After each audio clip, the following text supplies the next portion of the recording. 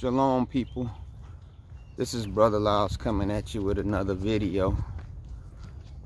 And in the book of Romans, the first chapter, Paul talks about some of the sins that follow after man rejecting the knowledge of Yah, or God. One of those sins that follow the rejection of Yah is loving the creature more than the creator. And this is not a new problem with mankind. This can be seen in the book of Genesis, when Yah has given Adam and his descendants the way to atone for their sins, which was to sacrifice a year-old lamb. We see when it was time for that yearly sacrifice for their sins, Cain refused to sacrifice the lamb and instead gave Yah a vegetable offering from the tilling of the ground. He basically felt that, why should I have to kill a defenseless animal for my sins? The animal didn't have anything to do with me sinning, and it was my parents, Adam and Eve, that committed the sin. Why does this defenseless animal have to die? That was the point that Yah was trying to make, that the sin, the original sin of Adam and Eve, was passed down to their descendants. And in order for us to understand the seriousness of it, a life had to be taken. If that life was not taken, then the mandate of Yah, which was that in that day they should surely die, would have happened right then. But Yah was giving them a stopgap. He was giving them something that they could do in order to prolong the inevitable, that we would die, but that the sacrificing of that animal, shedding of that blood, would not only prolong that ultimate penalty, but it also would ensure that we would have a chance to get back to the tree of life. So the sacrifices of the animals was never meant to last forever, but it was a necessity at the time, at that time. But what did this show? This showed that the enemy knows that there cannot be a bloodless sacrifice. There cannot be any remission of sin without the shedding of blood. So this is what the enemy will always push when it comes to man's walk with Yah. It was a time that in David's reign as king, that he had made a mistake in numbering Israel.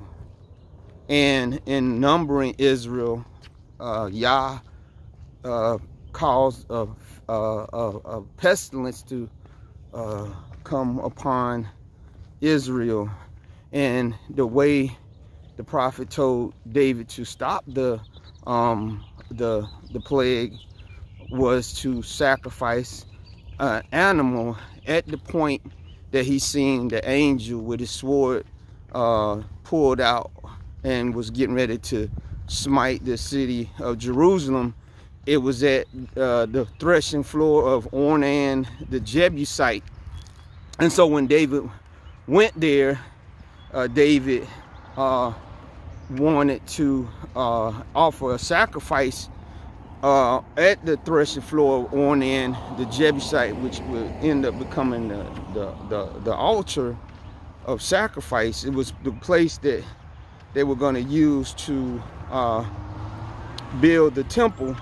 And so he needed some animals to offer up to Yah, and Ornan offered to give the animals to David to sacrifice, but David said, no, I have to pay you for these animals, because I cannot offer up a sacrifice to Yah that didn't cost me anything. So it cost somebody for our sins to be cleansed. The sacrificial system of killing animals was what it was back then. And so the devil did all that he could to make man feel that was not necessary. How could he do that? First, he could imply that there was some sacredness about those animals that were being killed.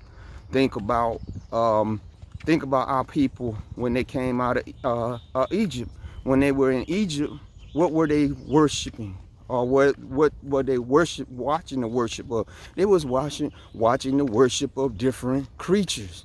They was watching the worship of animals that later on Yah would ask them to sacrifice. So you can imagine some of those that were in awe of these Egyptian religions. You can imagine their horror that Yah would want them to sacrifice the bulls and the goats and the sheep and all these things that they had seen being worshipped in Egypt, that they would probably be some kind of protest that why can we just can't give God some ears of corn?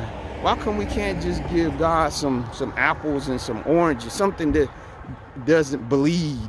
But Yah said, without the shedding of blood, there is no sacrifice. So this is what the devil pushes.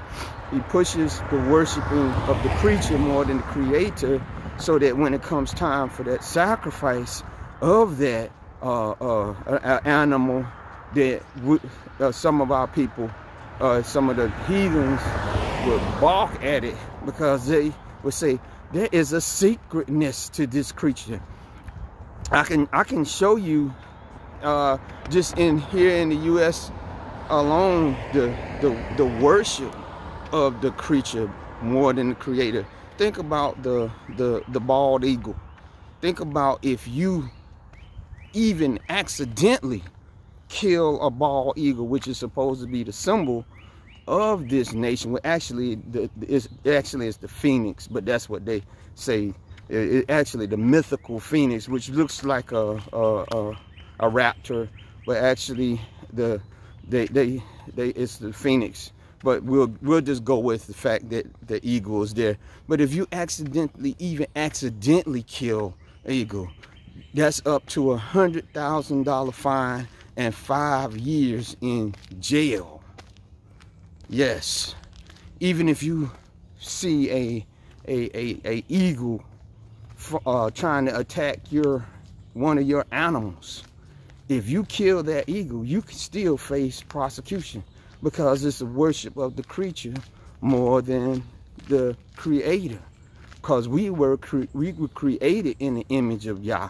Therefore, you're saying that now I don't defend this going out there and killing eagles or hawks or anything like that, because there is a purpose for them as birds of prey. Yah created them for a reason. So I'm not advocating that we go out, but just to say that if you accidentally kill an eagle or any other endangered species, that you can get more time than you can get for shooting an unarmed black man. That's preposterous to me. But there again, this is nothing new. Think about, like I said, the different places that we were in captivity, where the worship of the creature was paramount. You can look again for all those that are in to Kemet, worship of Kemet, ancient Kemet. You see these half men, half animals, with head, body of man, head of fox, head of hawk,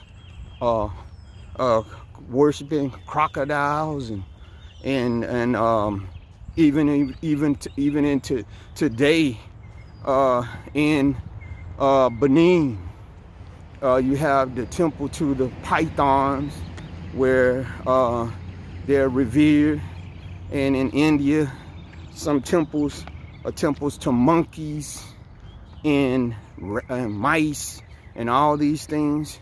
And you can see how India itself is being ravished by this virus or whatever it is, and all these different creatures that they bow down to and revere are not helping them at all. Think about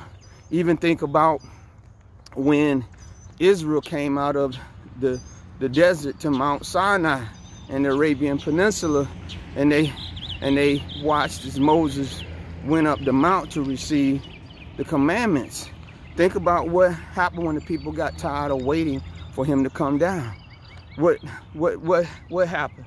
They came to Aaron, and what did Aaron do? Aaron made a golden calf and said, "Here, O Israel, these be your gods that brought you out of the land of Egypt." Again, worshiping the creature more than the creator, because again, the devil doesn't want the shedding of blood, because without the shedding of blood, there is no remission of sin. And we can see this, and I'm not opposed to people not eating meat. I'm not opposed to people that say, you know, well, I don't really want to buy any products that are used inhumane testing procedures on animals to get the product, if that's what you feel. But I understand that some of this is ancient. Some of this is tied to Gaia worship, or worship of the earth, and worship of the things in the earth. This is what the American Indians, or whatever they were called before Europeans came over here, they were into. Now, don't get me wrong, they did kill animals, and they only usually killed them for the necessities that they needed, but they had such a reverence for those animals that they believed that the spirit of that animal, when they killed that creature, they wanted that spirit of that animal to enter into them. And that's why a lot of times they would have the peace pipe to make peace with that spirit that was coming out of that animal. When the Bible says that when that creature dies, its spirit returns back down to the ground. It doesn't go up like ours. It returns down to the ground. Though the Bible said the spirit goes back to God, or the thing, or the spirit activates and makes everything move.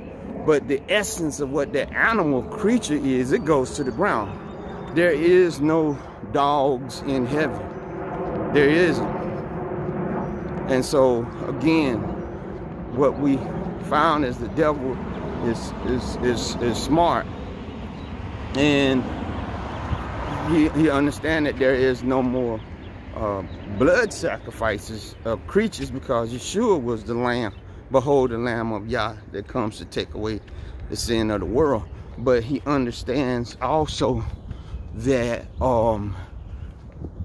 the reverence of the creature can lead mankind into all kinds of weird thinking. Hence, in Leviticus, where it talks about man lying with beasts as he would mankind, how both the creature and the man or the woman that laid with the animal would have to die, because you are elevating that creature to the level of God's creation, which is man, and there's a prohibition against this. And so what has men been trying to do, or what did they try to do before the flood, or what did they do before the flood? The Bible said they was into mixing. They was into mixing men and animals. They was mixing different animals with each other, and all this was to worship of the creature more than the creator. And so what they was doing before the flood, they're doing now. I'm sure you've seen the headlines about the human and monkey DNA being mixed together, which I'm not believing that just happened. I'm believing that they probably did that a long time ago. I know that Hitler them were into gene sciences even back in the 1930s and probably the 20s. So I'm not doubting that they were crossing species probably as far back as the 1920s. I think last time I was on, I talked about how the Army created the mule, which was a crossing of the horse and the donkey, but it can't reproduce itself because it was created in a lab. So this worship of the creature more than the creator is the prophecy is fulfilled, and yet being fulfilled. Because think about the ultimate of this is the mark of the beast. The mark of the beast. I was reading an article several years ago, because as I often talk about, I was in the military, so I still get some military publications just to keep up on what's going on in the services, because a lot of times things come out in the military before they come out in the public. And so you just kind of give you a heads up of the technology that they have that will soon be made available for commercial use. Well, one of the things that DARPA, which is the scientific arm of the Department of Defense, is that they wanted to create a better special forces soldier. With the war on terror, a lot of the special forces soldiers have been on endless rotations, quote unquote, fighting against terrorists. And a lot of them, you know, they had to keep their edge through training and also through, you know, getting a little downtime in order for their bodies to, recuperate. Well, what they was talking about in this DARPA article on DARPA is that DARPA wanted to be able to take some of the features that different animals had and mix those genes into these special forces soldiers that would enhance some of the abilities they had. One of the abilities was that of a dog, where, you know, a dog can basically sense over 400,000 more sense than men, and also a dog's ability, you know, his ability to track. They wanted to be able to do that, and also to keep sleep deprivation away. They wanted to mix in all these different genes into animals of animals into man in order to give man some of the qualities that we lost when we fell. Because you can imagine that if Adam had dominion over all the creatures, that he could definitely do what they did and better. We know that in the fall there was different things that we could do. That these abilities, God took them away. One of the abilities was prevention of disease. Animals are able to stay out in the open because most of them can create endless amounts of vitamin C, where they can be out in the winter time and not get sick, get colds and all these different things. That's not to say that they can't get sick, but normally that's going to be something that they have ingested. But for the most part, you have these birds flying all 4 seasons. Now, of course, sometimes they'll fly off into the south where it's warmer, but for the most part, animals, creatures can stay out in the open. They want to be able to take these things and put them in man so that we can be basically, look at a lot of the superheroes. A lot of the superheroes have the powers that we see in nature, and that's what they want. Worshiping the creature more than the creator. Therefore, if you get that ability of that creature, would you be prone to want to kill that creature? Now, this is not to say that they're not poisoning the water and the air and everything and killing creatures, but then remember, they are also the ones that come up with solutions. So as they see these creatures and stuff being killed, they'll be the ones that come up with solutions to say, no more meat. Let's not eat no more meat. Because look at the depopulation of these different species. Look at this and look at that. You see what I'm saying? Worshiping the creature more than the creator. And we have to be very, very careful with this. Because if you look in the book of Ezekiel, if you look in the book of Isaiah and some of the other prophets, it talks about during the millennial period that there will be animal sacrifices reinstituted. Why? When the blood of Yeshua is supposed to wash away our sins, I don't have a good answer for that. I really don't. But nevertheless, that's what's going to happen. The reinstitution of animal sacrifices is going to be started again. So what does that mean? All these people that are into veganism, all these people that are into vegetarianism are going to be in for a shock. Because what was one of the things that you had to do when you sacrificed the animal, when you went before the priest? You had to take a portion of it yourself and eat it. Yes, you had to eat it. Think about a portion. The fat went to Yah. It was burnt on the altar.